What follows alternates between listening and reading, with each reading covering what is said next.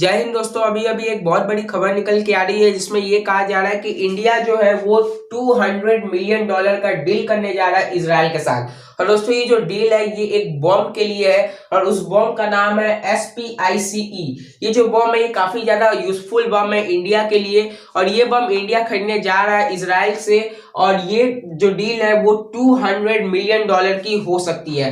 अब दोस्तों ये जो खबर निकल के आ रही है इसे बहुत ज्यादा वायरल नहीं किया गया है और ये माना जा रहा है खुफिया खबर है, एक बहुत ही ज्यादा इसे डिटेक्टिव खबर बोल सकते हैं, स्पाई खबर बोल सकते हैं, स्पाई न्यूज।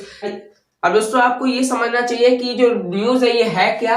तो दोस्तों आपको बता दें इजराइल की राफेल एडवांस डिफेंस सिस्टम, ये वहां की एक बॉडी है, एक ऑर्गेनाइजेशन है जो हथियार बनाती है। उसने 23 दिसंबर को ये अनाउंसमेंट किया था कि वो एक एशियन कंट्री को, एक एशिया के कंट्री को बॉम्ब गाइडेंस किट्स यानी SPIC और ATGMS यानी एंटी टैंक गाइडेड मिसाइल देने जा रही है। ये अनाउंसमेंट किसने किया था? इजराइल के राफेल एडवांस डिफेंस सिस्टम ने।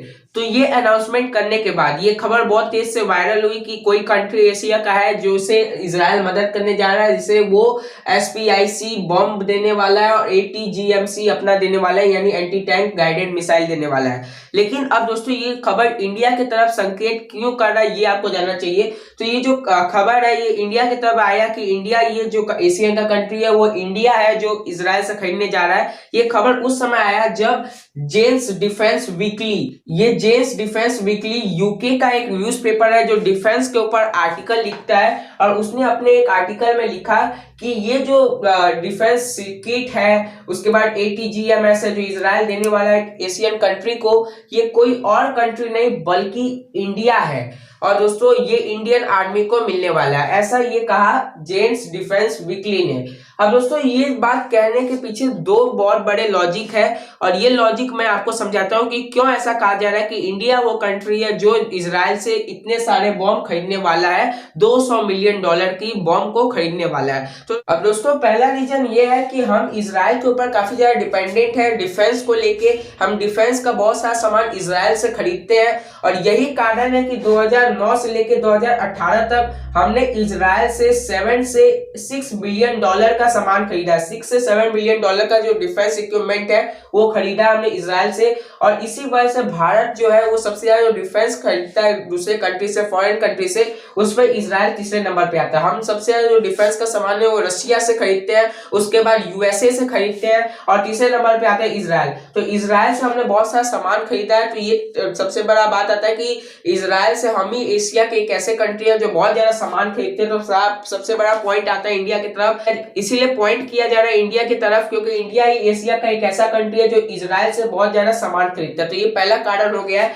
और दोस्तों जब से मोदी सरकार आई है, BJP सरकार आई है, तब से ये देखा गया कि इजराइल के साथ हमारी दोस्ती बहुत ज्यादा बढ़ गई है। और अकेले 2017 में मोदी गवर्नमेंट ने, जब नरेंद्र मोदी हमारे जो प्रधानमंत्री है वो इजराइल गए थे, तो उन्होंने $715 मिलियन की इक्विपमेंट खरीदा था डिफेंस का, वहां पे डील हुई थी। तो इसे बोला जा रहा है कि इंडिया एक ऐसा कंट्री है जो इजराइल से इतना बड़ा डील कर सकता है। ये सारी पॉइंट इंडिया की तरफ की जा रही है। अब दोस्तों दूसरा सबसे बड़ा पॉइंट है जिसमें ये सारा कर रहा है कि वो इंडिया ही एक कंट्री है जो इजराइल से इतना बड़ा सामान खरीदने जा रहा है क्योंकि हमने पहले भी इजराइल से ये सारे बॉम्ब खरीद चुके हैं।